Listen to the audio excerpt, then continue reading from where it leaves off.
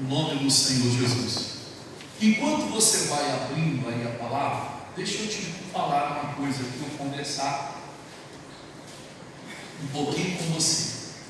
Irmãos, é comum, infelizmente, essas duas coisas. Há pessoas que, quando ela ama, ela fala muito do que ela ama, sim ou não?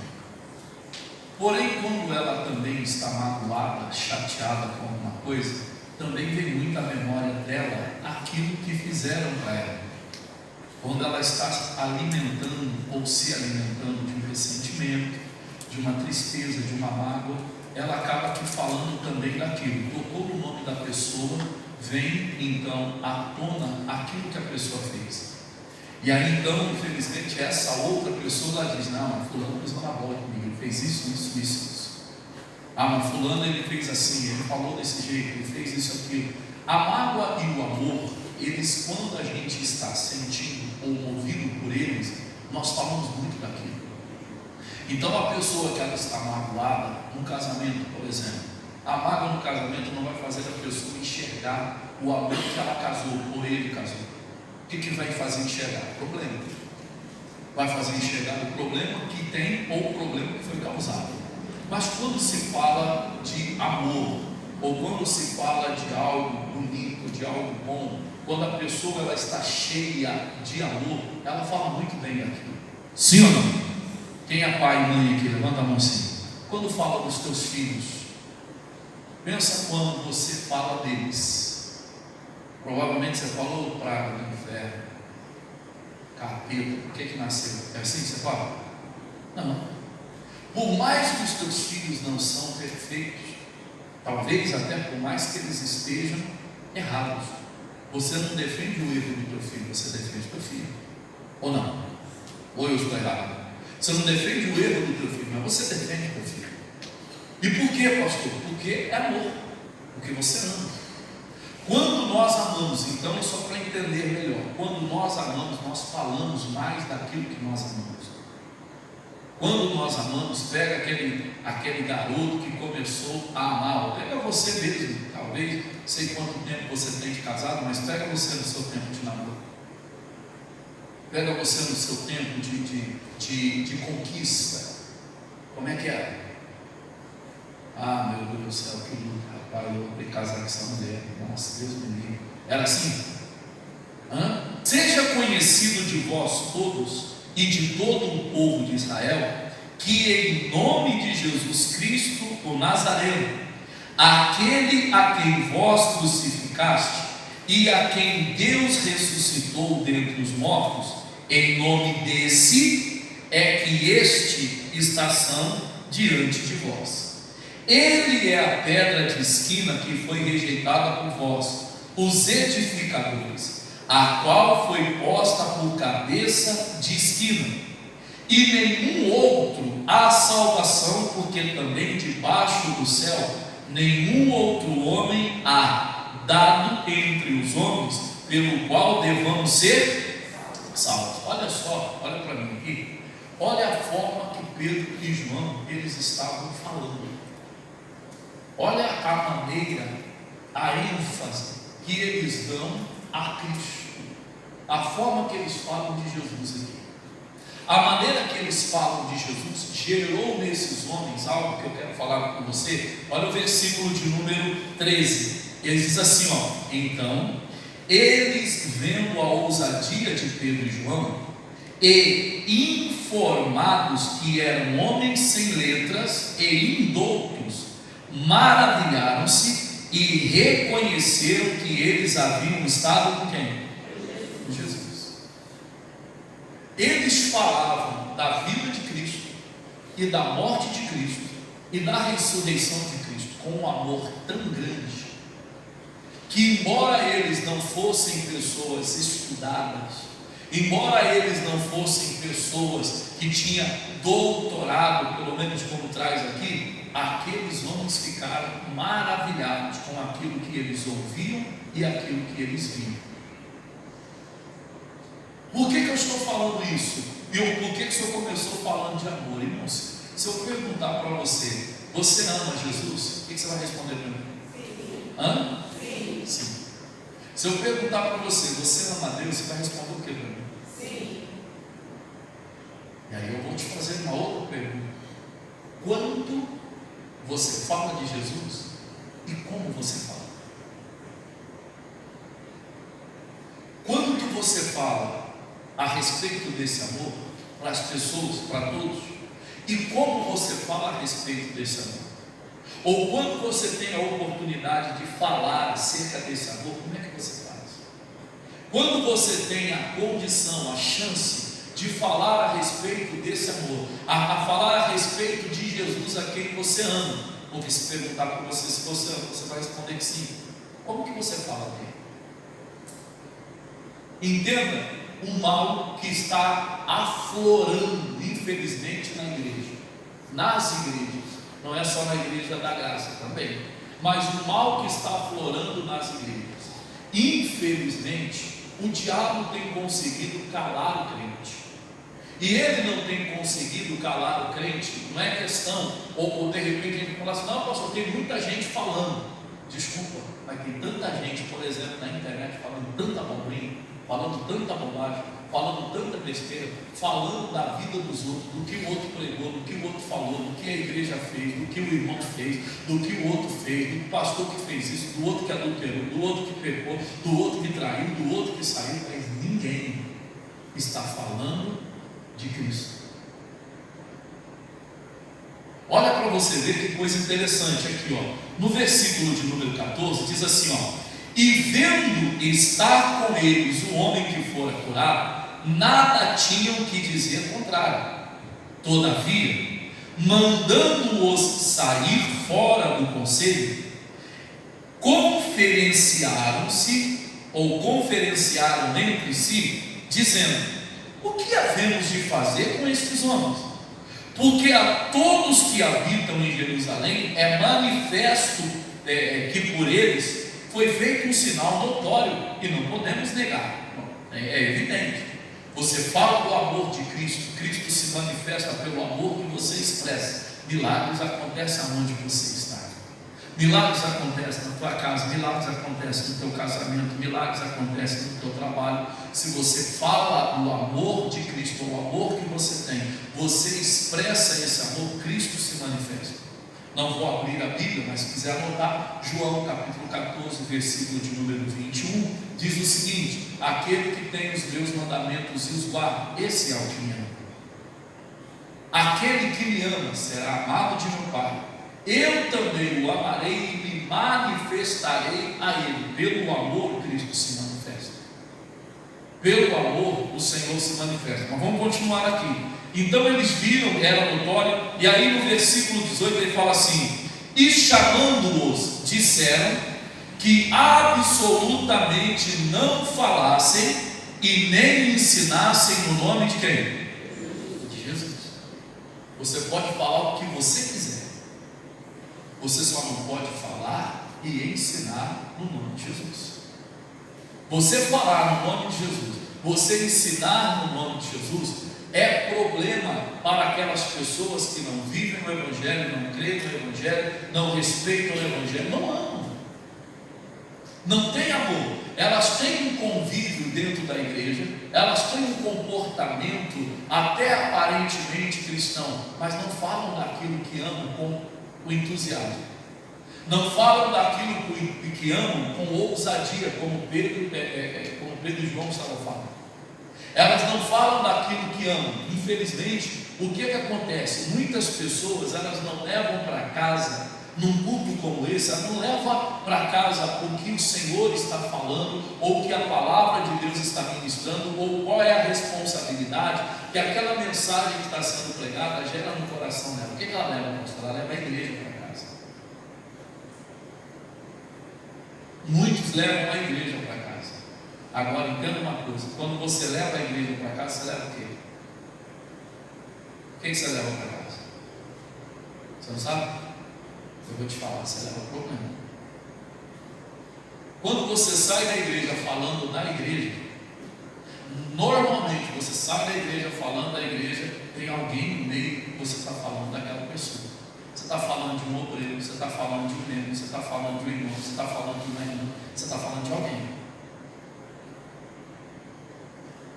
seja qual foi o comportamento, a atitude, Jesus estava presente, Jesus esteve no culto, Jesus esteve na reunião, mas o que você ouviu dele? Infelizmente, aí é questão espiritual, o diabo ele intimida e faz com que a gente se cale a respeito do que é Cristo. E a gente então começa a falar a respeito do que, pastor? A respeito das coisas que nós estamos vendo e não é Cristo que está se manifestando. A respeito das coisas que nós estamos ouvindo, porque alguém falou alguma coisa. Irmãos, deixa eu te falar, ninguém aqui é perfeito. Quer ver? Deixa eu te dar um exemplo. Vamos imaginar que a igreja é uma oficina mecânica. Vamos imaginar que a igreja é uma oficina mecânica. O pastor é um mecânico. O pastor é um mecânico. E alguém recomenda para você essa oficina. Olha, vai lá naquela oficina ali, na Igreja da Graça, naquela oficina ali, e aquele mecânico é bom. E aí você vem na oficina. E a hora que você chega na oficina, vamos imaginar que tudo isso de pessoas que estão aqui são carros.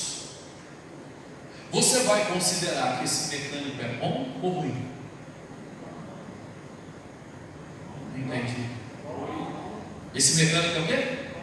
Bom ou ruim? Bom.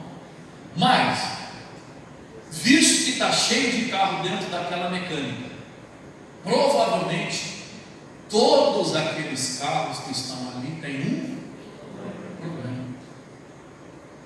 Uns grandes, outros menores, mas todos têm um problema. E que a hora que aquele mecânico mexer naquele carro, ele vai então resolver aquele problema. O que é interessante, que se você chegar ali naquele mecânico e conversar com ele te dá um diagnóstico de cada carro que tem ali dentro. Ele fala o problema de cada carro. Aí eu falei, aquele carro ali? Eu falei, não, aquele ali é só trocar as velas, fazer limpeza de bico, daqui a pouco a gente libera. E aquele outro, aquele ali está bravo, trincou o cabeçote, aquele ali, anda para lá. Aquele ali travou, quebrou biela, quebrou não sei o que, entorou pistão e não sei o que lá, o mecânico vai falar. Aquele ali vai dar um pouquinho mais de trabalho. A comparação que eu estou fazendo para você é a igreja. É a igreja. O pastor não tem condições dele não ver, dele não enxergar, ele vê. Há uma deficiência em cada um, e se aquela deficiência for consertada, ela for arrumada, ela for resolvida, aquele carro, aquele irmão, aquela igreja vai andar muito. Aquela igreja vai ser muito efetiva. Aquela igreja vai rodar bastante ainda. Mas tem que mexer naquilo. Tem que arrumar aquilo. A diferença entre o carro e o mecânico, e o pastor e uma ovelha, é que a ovelha tem vida. Mecânico, você arranca o motor do carro, desce o motor, desmonta tudo, depois você monta, coloca no carro, o carro aceita o que você fizer. Se você fizer um ótimo serviço, o carro aceita aquele serviço que você fez. Se você fizer um serviço ruim, o carro vai dar problema no serviço que você fez. É assim ou não é, Carlinhos? É desse jeito. Carlinhos mecânico. Eu me lembro de um dia, eu falei de você, né? Eu me lembro de um dia que eu mandei um carro lá no Carlinhos para arrumar. E quando eu mandei o carro no Carlinhos para arrumar, acho que tinha dois carros lá dentro. Tinha um Santana e tinha um outro Palio. E o meu era um Palio também.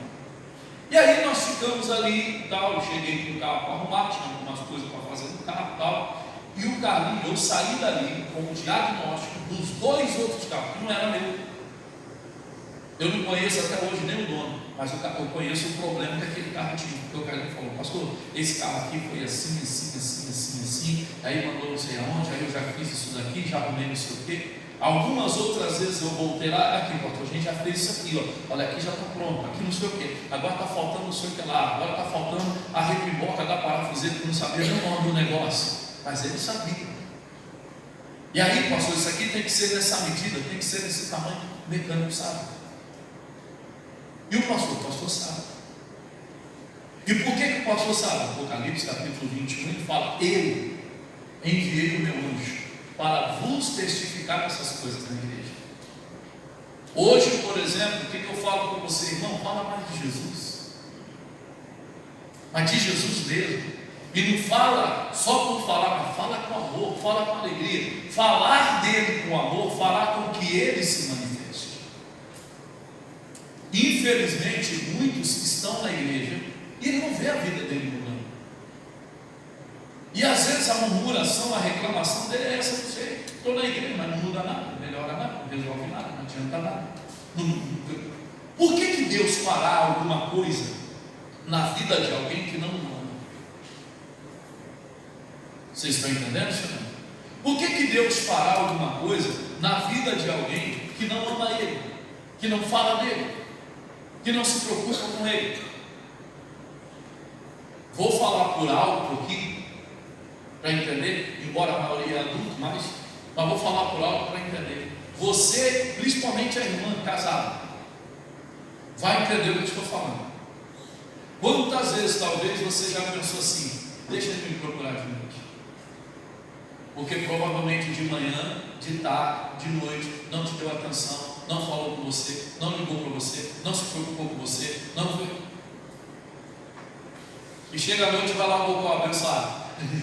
Agora? Está parado para matar um susto. Porém, entenda, não é que você deixou de amá-lo, mas ele não te amou naquele dia como você gostaria de ser amado. Aí você coloca Jesus na coisa.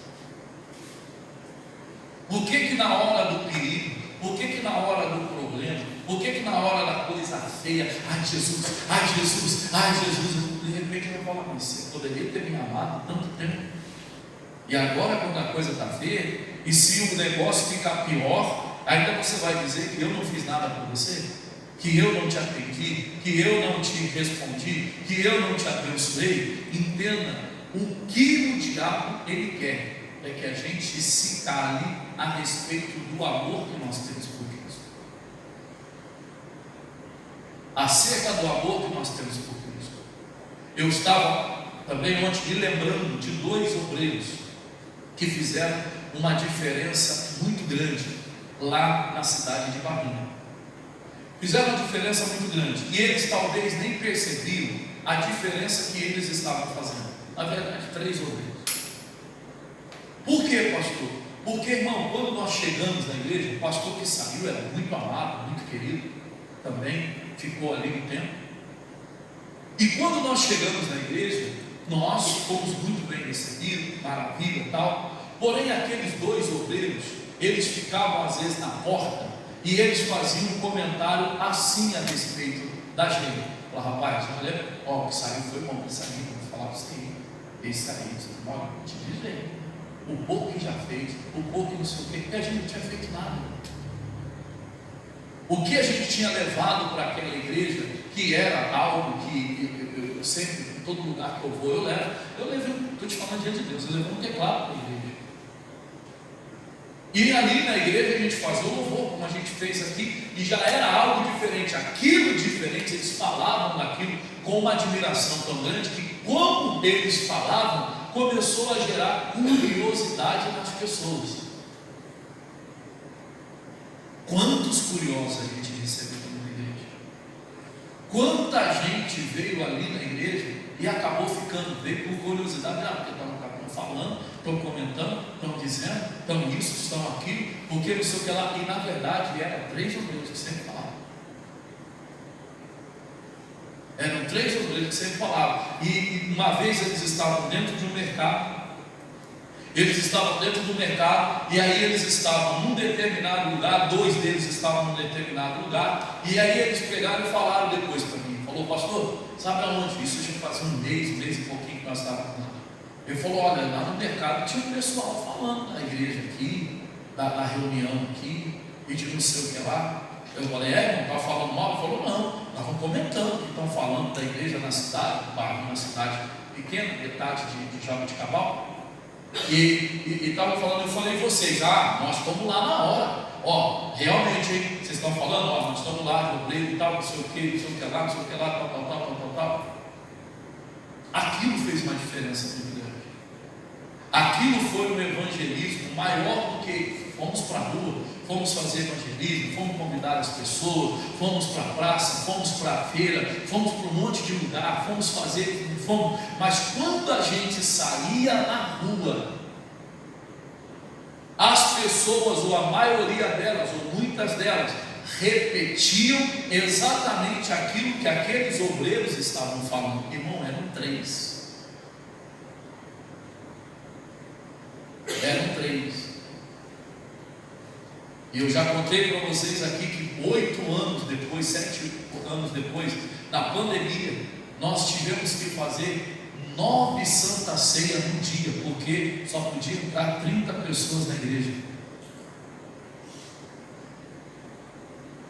E tinha 8 horas da manhã, primeira reunião, o povo chegou, 30 pessoas, aí chegou mais 8 pessoas, teve que ficar do lado de fora esperando do outro lado, porque na 1 hora era outra reunião. E aí eles ficavam na praça esperando o próximo culto. Acabava o culto das 8, 9 horas, alguns chegavam para 9, já estava cheio também, tinha que ficar esperando. Aquilo que aqueles obreiros falaram, para você ter ideia, no final, aqueles 2, eles já não estavam mais como obreiros, ficou 1. Aqueles 2, eles já não estavam mais como obreiros, mas na igreja estava a família dos 2. Dentro da igreja estava a família dos 2, os tios dos 2, os primos dos 2. Tinha pelo menos umas 14 pessoas, de uma família só, tinha umas 14 pessoas dentro da igreja que não ia na igreja. E qual foi a diferença, pastor? Eles falavam de Jesus. Eles não levavam a igreja, porque não vou dizer para você que lá não tinha problema. Tinha, meu Deus do céu. Tinha problema. Já contei uma vez uma reunião que a gente estava fazendo, era um culto de jovens, a gente estava fazendo um culto de jovens. Lá o altar era para lá, os banheiros eram no fundo, exatamente do jeito mais ou menos que é aqui, essa sala aqui. E uma vez um rapaz, o pessoal, eles entraram dentro do banheiro, tinha uma turma, pelo menos uns 3 dentro do banheiro, que eles estavam usando droga dentro do banheiro. Não tinha problema lá também. Mas pensa no interesse que o povo tinha. Por quê, pastor? Por causa daquilo que eles estavam ouvindo. Se alguém fosse falar alguma coisa, porque não sei o que lá, imediatamente eles viravam as costas, porque não era exatamente aquilo que eles estavam ouvindo. Eles aprenderam, muitos deles aprenderam a levar Jesus para fora da igreja, a levar Jesus para casa. E quando eles começaram a fazer isso, as famílias começaram a ter curiosidade em saber quem era aquele Cristo, porque a alegria, o entusiasmo, a disposição que eles falavam da pregação, da palavra, não, olha, eu preciso fazer isso aqui, porque a palavra de Deus ela falou hoje e tal, eu preciso amar, eu tenho que falar com Deus. Quando eu falar de Jesus, eu tenho que ter amor, eu tenho que falar com muita alegria, eu cobrar isso de mim mesmo, eu exigir isso de mim mesmo, eu ter essa cobrança de mim mesmo, aonde eu estiver, pode ter certeza que Cristo está. Mas se eu não amo, como que ele vai estar comigo? Quer ver só? Abre a sua Bíblia rapidinho, João, capítulo de número 15. João, capítulo 15. Evangelho de João, capítulo 15.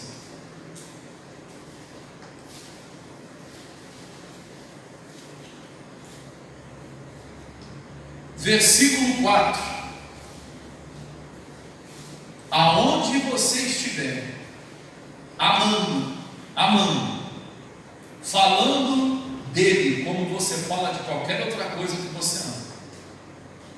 Eu ainda de manhã dei exemplo acerca de futebol. Provavelmente tem um time que você ama, sim ou não? Não, né? Hã? São Paulo esses dias ganhou em cima do Palmeiras, não foi? Pensa como é que o São Paulo vai ficar. Você tem ideia? Nós tivemos reunião segunda-feira de pastores, e aí teve um pastor que ele foi fazer falar alguma coisa na reunião acerca de uma informação que ele precisava dar, mas ele é São Paulino, tinha vários outros pastores ali também palmeirenses, alguns corintianos que nem foi para aquela final. Aí ele pegou o microfone, eu montei dar um recado, falei, vamos São Paulo, vamos São Paulo. É uma brincadeira à parte, eu falar sério, mas tem a pessoa, ela ama o time dela, embora o time está perdendo. O Corinthians está uma porcaria, só por Deus. Mas fala mal o Corinthians, o corintiano que você vê. Não, agora chegou um lá, agora você vai ver só, vamos ganhar tudo. Ou não? Não, para quem estava atrapalhando lá era o nome dele. E foi bom, só estou falando porque eu assisti ontem, sabe? Foi bom mesmo ele sair. Hoje meu filho, nem sei quem que é o técnico que está lá no Corinthians, lá, né? Você falou?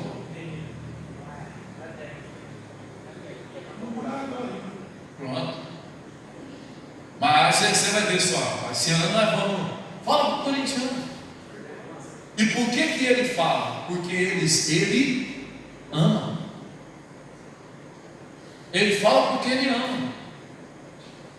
Então, daquilo que você ama, você fala bem. Daquilo que você ama, você defende. Aquilo que você ama, você pode até brigar. Eu tenho 5 irmãos. Irmão, a gente combina no tal. De vez em quando, 5 irmãos, era um contra o outro, combina no tal. Mas vinha um colocar a mão num dos meus irmãos. Ou em mim. Não há um problema. Poderia não estar gostando, ou poderia estar com raiva, mas o outro foi lá bater. Não, no meu irmão, não. Ele poderia estar com raiva, porém, o amor fala mais alto. Aí João, capítulo de número 15, o versículo é o versículo de número 4, ele fala assim, e estai em mim, e eu em vós. Olha para mim, deixa eu te fazer uma pergunta. Quando o casal se une, eles tornam-se o quê? Tornam-se o quê? Nossa cara. E quando nós nos unimos com Cristo, Cristo se une com a gente. Quando nós nos tornamos um com Cristo, Cristo se torna um com nós. E aí ele continua dizendo, está em mim e eu em vós. Como a vara de si mesmo não pode dar fruto se não estiver na videira, assim também sois vós, se não estiver em mim. E eu estar em Cristo por obrigação é a mesma coisa que não estar. Eu estar no altar por obrigação é a mesma coisa que não estar. Eu estar no altar de qualquer jeito é a mesma coisa que não estar. Mas se eu estiver amando, se eu estiver zelando, se eu estiver cuidando, aonde eu estiver, é um com Cristo, Cristo também está. Se eu preciso falar, se há uma necessidade de ministrar à igreja, e cada pessoa aqui tem a sua situação, tem a sua necessidade, tem a sua alegria, tem o seu problema, tem a sua luta, e a ministração no altar, ela fala com cada indivíduo, ainda que seja, ou ele esteja pregando na multidão. Pastor, Deus não está falando comigo nessa palavra não, ou nas palavras que o senhor está pregando. Não olha para o altar, dá uma olhada para você. Dá uma conferida em você. Porque isso é uma decisão. Isso é uma decisão. Pega alguém que começa a namorar recente.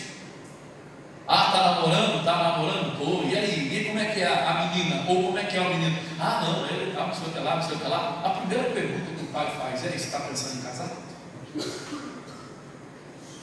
Como é que é? Você está pensando em casar? Você está pensando em. Qual que é a tua ideia? Qual que é a tua pensamento? Não, pô, eu acabei de começar a namorar e não sei o que, e não sei o que lá. Mas a pergunta que vem é essa: você está pensando em casar, passa pela tua cabeça alguma coisa desse tipo, olha, porque isso, porque não sei o que, porque não sei o que lá. E a orientação do pai ou da mãe, ela vem nesse ritmo, nesse sentimento de amor, nesse processo de amor. Por que, pastor? Não, porque o filho coloca a namorada dentro de casa, a filha coloca o namorado dentro de casa. O que aquela pessoa se torna para você? O pastor se torna um entojo, um empecilho. Ele se torna outro filho, se torna mais um filho. E com toda certeza a tua torcida é porque que aquele relacionamento dê certo, para você não ter necessidade de trocar de filho. Ou estou errado? Você não tem necessidade de trocar de filho. Uma pessoa ali. Voltando para a palavra, irmãos, quando nós estamos em Cristo, Ele está em Cristo. E como que é, pastor, estar em Cristo? Para a gente encerrar e orar. Estar em Cristo é você falar de Cristo, mas chegar ao ponto de falar com tanto entusiasmo desse Cristo que te curou, que te salvou, que te libertou, que te deu vida eterna, que morreu no teu lugar, que trouxe vida para você, que deu a condição a você de conhecer uma vida com abundância, que deu a condição de fazer você, ainda que estiver no mundo cheio de aflição, ser livre das aflições, você falar com entusiasmo desse Cristo. Há alguns que vão dizer, pastor, mas eu nunca vi essas coisas, também você nunca falou com entusiasmo, você nunca falou com alegria, você nunca teve uma disposição para falar do Cristo que você diz que ama, ou provar com as suas palavras o amor que você diz que tem. Realmente afirmar para todos aquilo que você diz que tem. Tem que batizar, porque se não batizar, aí você vai morrer para o inferno, aí tem que batizar. Mas você batizou porque você ama a Cristo, ou você batizou por medo de ir para o inferno? Olha que está cheio de batizado lá, hein? Por que você se batizou? Porque se é pelo amor, o Evangelho traz na sua vida mudança, né? Você se torna literalmente uma nova criatura. Você estranha você. Você olha para você e diz, rapaz do céu, quem eu era e quem eu me tornei. Mas se não, você é a mesma pessoa vestindo uma religião. Você é a mesma, porque eu era assim, e eu nasci assim, eu vou morrer assim. Mas cadê a transformação do Evangelho? Quando nós amamos a Cristo de todo o nosso coração, nós somos transformados. Acontece uma transformação em nós. Falei que ia terminar, mas vamos em mais um versículo, 1 Coríntios. 1 Timóteo.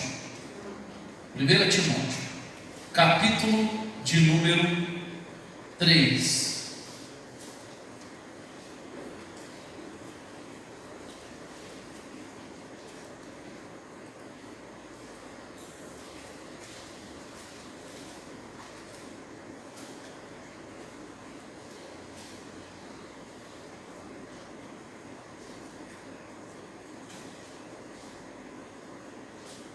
Quem já encontrou, diga amém. Olha só o versículo 15. 1 Timóteo capítulo 3, versículo 15. Diz assim, mas se tardar, para que saibais como convém andar na casa de Deus, que é o quê? A igreja do Deus vivo, a coluna e firmeza da verdade. Olha para mim, deixa eu te falar, irmão, qualquer pessoa que não ama a Cristo, ela não sabe andar na igreja. Ela não sabe andar na igreja. Ela não sabe honrar. Não tem o temor de honrar. Honrar o pastor, honrar o ministério. Ela não sabe. Ela não sabe andar na igreja. ela não sabe andar como convém. Eu não estou nem falando na questão de costume, eu estou falando de doutrina. Há determinadas coisas que são costumes, a gente até usa a expressão usos e costumes.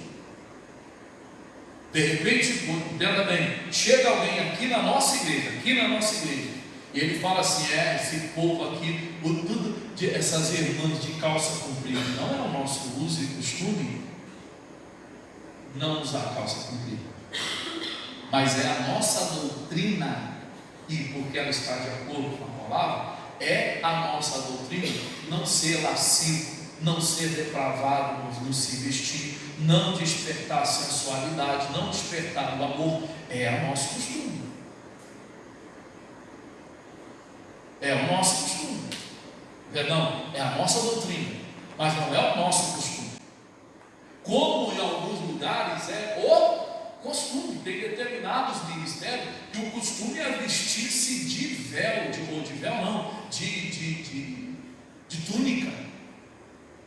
As irmãs vão para a igreja de túnica, nem colocam uma roupa normal para a igreja, elas vão com aquela túnica para a igreja. Mas isso é doutrina, pastor? Não, isso é costume. Isso é costume.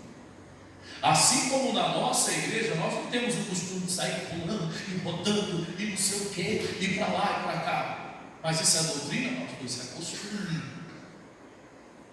Isso é costume. Mas na nossa igreja é doutrina. Adorar o Senhor de todo o nosso coração. Na nossa igreja é doutrina servir ao Senhor com alegria. Na nossa igreja é doutrina todo aquele que tem fôlego louve ao Senhor. É doutrina.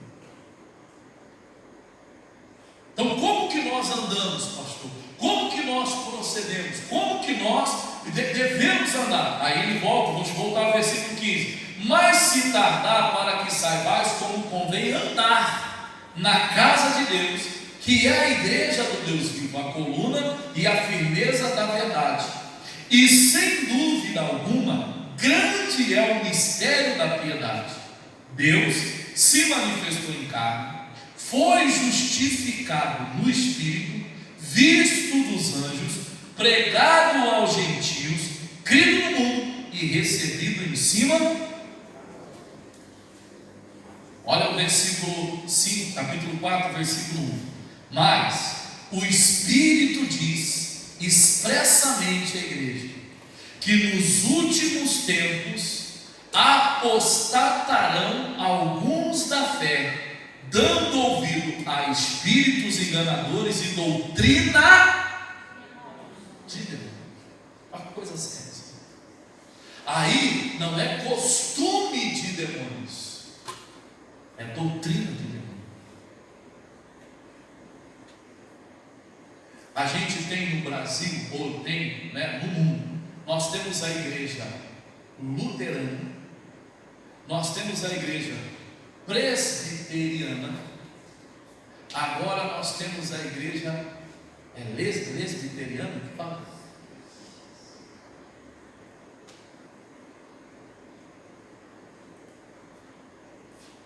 É isso. Como é que pode, irmão?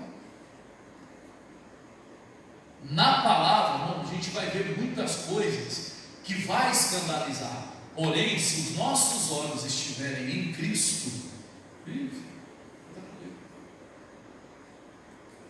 se os nossos olhos estiverem em Cristo, se nós estivermos falando de Cristo, se nós estivermos expressando o amor a Cristo, isso vai constranger de tal forma